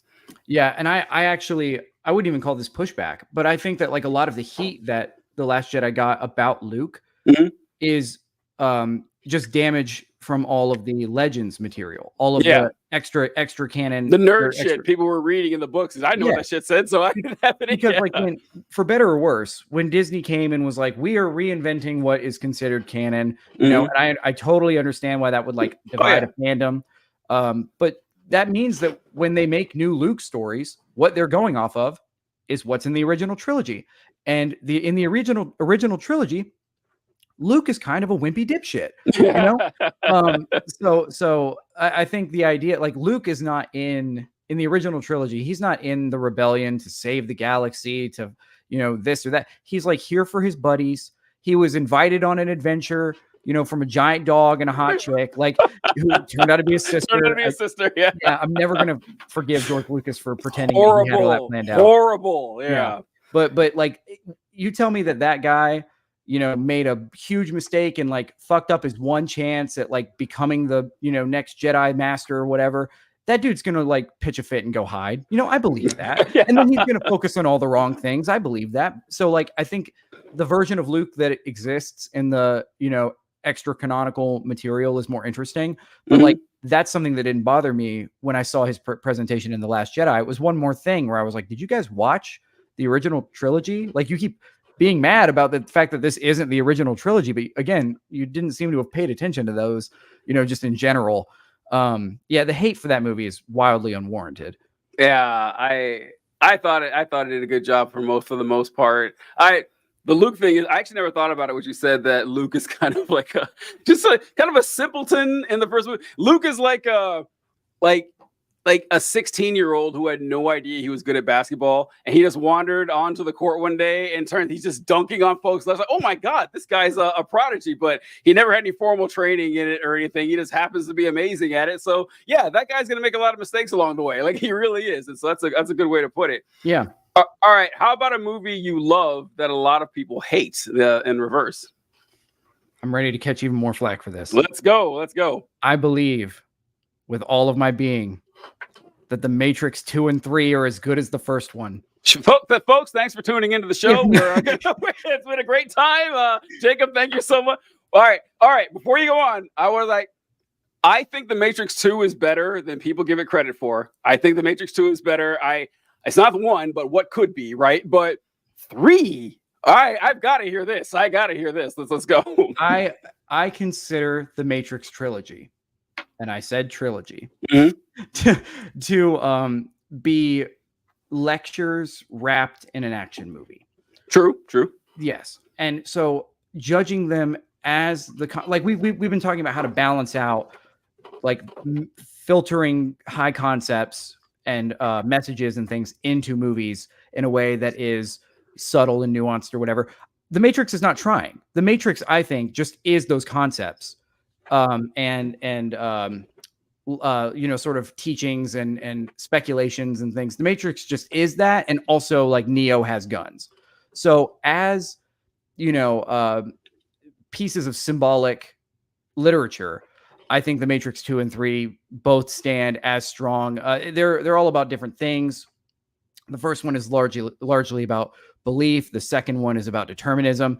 I happen to fundamentally disagree with it, with its take on determinism and free will and things like that. But like as a movie that is trying to get really heavy-handed about how much choice do people have, it's doing that, and that's what I'm here for. So perhaps I'm just viewing these films in a different context, like I'm expecting different things from them than the average person who hates them. But for 2 and 3, as philosophical explorations, as there's a lot of Christian symbolism in those movies. A lot of it we now understanding the Wachowskis better. We now understand that there's a lot of like trans allegory that was baked into that we never would have noticed. Right. At least I certainly wouldn't. In a million years, I would have never caught that. No, yeah. And I think part of that is just because I'm cis, Yeah. But like, that's a good point. That's a good point. Yeah. It's that like was in there, and having heard people talk about it, like, oh no, that is in there. But like, of course, that didn't speak to me because like it was not speaking to me, Right. But those movies are so many things, and I think as those like explorations of ideas, I just so happen to not be as concerned with like the plotting and moving scene to scene as I am about like how is this movie tackling its core like premises and concepts and things like that. How does Neo's journey reflect whatever hero's journey he's supposed to be, his existence as a commentary on, things like that. So for those reasons, I cherish those movies and hold them very near and dear, as I do the first one. I consider that trilogy to be one very long, good movie. Wow, that's it. That is a first. That is a first. The first Matrix was, I don't know when you saw it. I didn't see it in the theaters. I saw it at a friend's house. Me and 2 other guys, and my friend Trevor had seen it, and he invited me and my friend Matt over to watch it. And so all I knew was the commercials, that there was, by the way, that's kind of weird to think about, that universe existed where a movie like that could come out and months later I didn't know what it was about. Like that could never happen today. Like that would be that'd be spoiled immediately. And so I was watching it and I was like, okay, this guy's I don't see it. Like, when does this guy become a superhero? Like, because I saw all the scenes and shit, and then he takes the pill and it smash cuts to him waking up in the pods. I paused the movie. I stood up. I was like, what? My brain was fried. I said, what? I was just yelling, what is going on? It's like the last thing I expected. And like Neo's story, like I love how they handled, like Morpheus believed Neo was the one, and the Oracle tells him you're not the one. And so I'm watching, it's like, the Oracle's got to be wrong. This movie doesn't make sense if Neo's not the one. What are we doing here? And then Neo dies. I was like, what? And then I was, then he comes back to life. The Oracle said that you're maybe late for your next life. Amazing. Like minute 1 to minute done. I love the first Matrix. Like hot take. A very controversial opinion here. The Matrix 1 is very good. 2, I loved, I thought the action scenes were great. I loved, it ran into the problem that Neo was too strong and they had to like retcon this back. And I was like, all right, but you got to do that, right? I understood. But I enjoyed the second one for what it was. The third one, was the third one. So honestly, the third one, the story for the Matrix is so weird and convoluted. Like Neo controlling shit. I love watching Matrix theories. That Neo actually never left the Matrix, which explains why he can control shit in the real world, that it's all like layered upon layer and everything. I love the theories on it. But I once heard someone describe the third Matrix as Dragon Ball Z starring Jesus, and that's exactly what it is. And like I remember, and like the scene where like, you're the perfect person to speak to about this. One thing that filmmakers have never gotten right, and I don't know if they actually can, are flying fight scenes. Flying fight scenes never look good because it's an unnatural, there's no weight behind it. There's no frame of reference to it. So what most films do is that they'll have a couple of punches in the sky and get them on the ground as quick as possible, because that way the fight scene looks good. The Matrix didn't bother. Nope, we're gonna have a 3-minute fight scene where they're flying and spinning. It looked terrible, and I just was like, oh, okay. And I already wasn't too much into it, but I can see if you're putting it together as a whole story, how it make it more palatable and shit. But I'm gonna tack on here, since I didn't have one answer here, that a movie I love that everyone hates, Matrix 4. Now, Matrix 4, Okay. all right. So I don't know how you feel about it. I fucking love it. I love it for so many reasons. Like, the first reason is that it's very self-aware. Like, it is one of the most self-aware movies I've ever seen. When not Neo, but Thomas Anderson is in like his boss's office, they're like, look, they're making a 4th Matrix game. They're saying they're making it with us or without us, so we might as well do it. Like, okay, Yes. all right, I like that. That's pretty funny. And what I also love is that it couldn't be more obvious that Keanu Reeves Keanu, yeah. couldn't care less about this film, because Keanu Reeves, ever since The Matrix, honestly, what's he known for? He's known for his tight choreography. He's known for being like an action guy. He puts in the work on this shit. Zero choreography. He just has these force pushes and magic, like because he didn't care. He didn't bother to learn it. I was like, okay, I like this. And I love that there was all this speculation on what kind of film this would be, like the philosophical angles on it. And it was like, nah, fuck you. It's a love story. It's a love story. Like, it is a bizarre, inscrutable film that does not need to exist. It doesn't make the first 3 any better, but I love it. I get why people hate it, because it's not a good film, but I do love it. I do not at all hate it.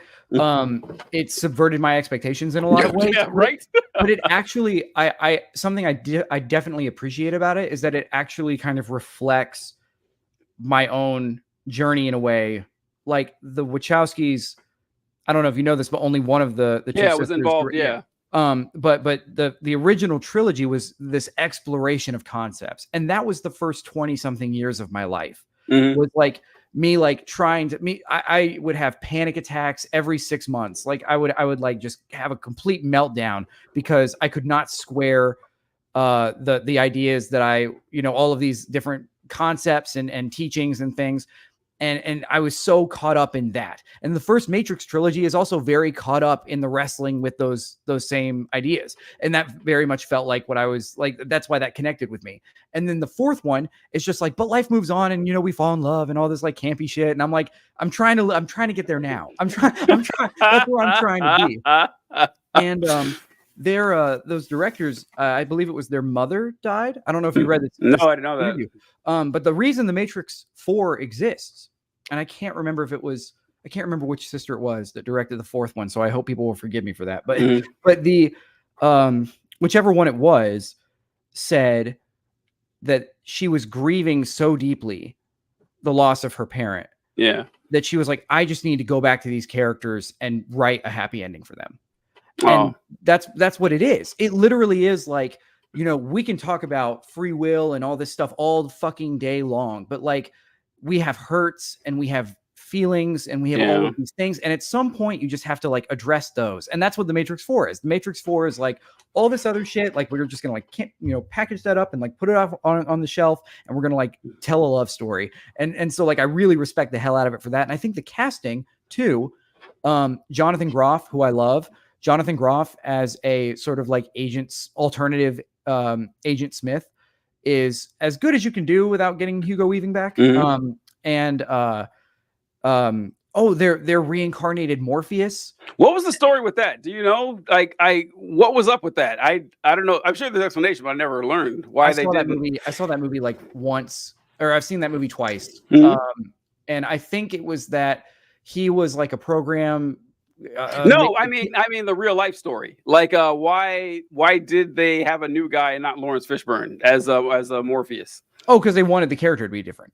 They actually were going for a different Morpheus there. Oh, okay, weird. Yeah. The Jonathan Groff thing was the scheduling conflict because they did want Hugo Weaving, but then they could not schedule Hugo Weaving, so they just cast somebody else and was like, now it's a different version of him too. We're having fun here, folks. Yeah. I'm sure this is like very different than your normal programming. talking about the Matrix 4. Not wildly, no. Really? It's like, yeah, because I don't know. I always I go in with one topic, but I love tangents, and so I'm trying to think. I did. Do you follow a creator named Destructo Jugo by any chance on TikTok? I I'm don't gonna know. be honest with you, man. I've spent. I'm sure people can tell again by the fact that my channel is basically destitute. But like, I have tried so hard to just like work in silence on these like bigger projects and stuff, and short form content. I found TikTok, especially in this political moment, to be like poisonous to my soul. You're right. Which is why I really respect the hell out of you for like sticking in the trenches. But like, I was never making like overtly political content, and I considered it for a really long time. But then I was like, TJ's got it. So which sounds like just like a joke that I'm making. But at the same time, I was like, I don't know if this is my strong suit. So like, part of me just like got off the app. For a really long time. I was worried. I was like, what happened to, because I saw your videos ago. I was like, oh no. I was looking, yeah. But then I found your YouTube channel and I was like, okay, he's still doing shit. And you're working on the film and everything. So I got it. Yeah, I understand. Like that's the main passion and stuff. No, but I brought up Destructo Jugo because he does a lot of media analysis, and I did an interview with him. I've done a couple actually, and we did one just on season 4 of The Boys. So we did a whole thing on season. Yeah, it was really fun. So no, it's not wildly out of character. John and I on our politics show, we talk about media all the time. We because John is really big into it too. We had this whole thing on.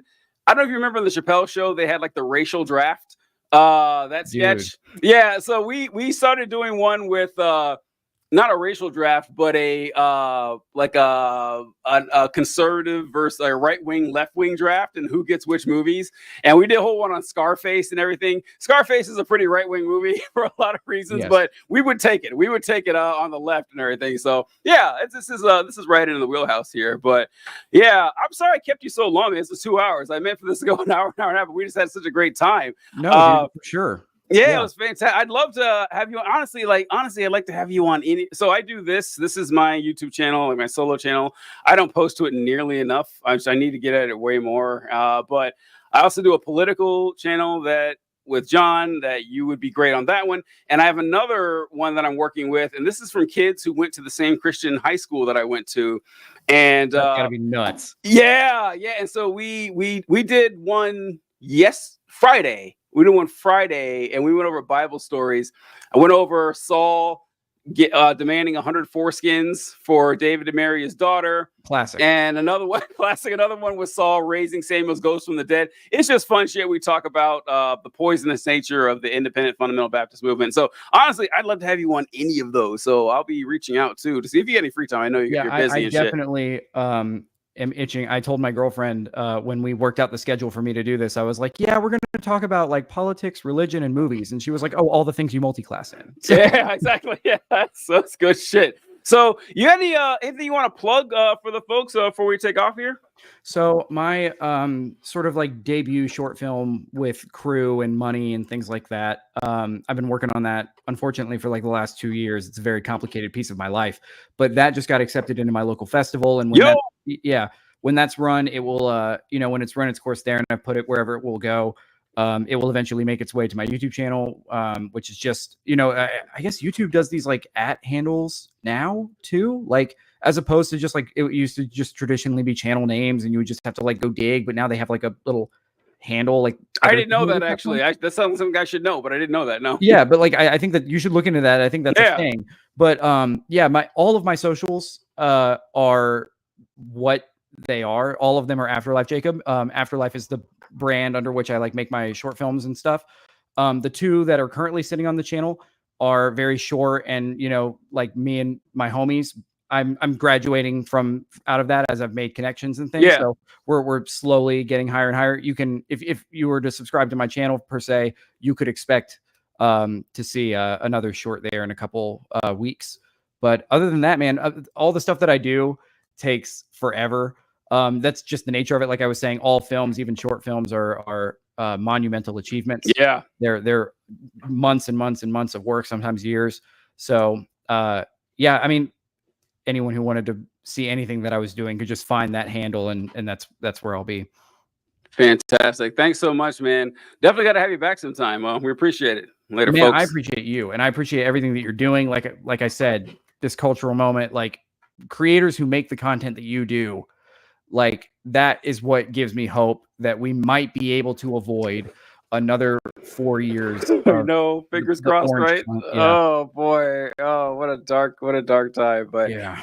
all right. And I hate to leave you on that, but that's where we are. It's all good. It's all good. And you know, if it happens, we'll get through it. We'll get through it. You know, we'll see what we can do. Yeah. There, folks. All right. Thanks so much, man.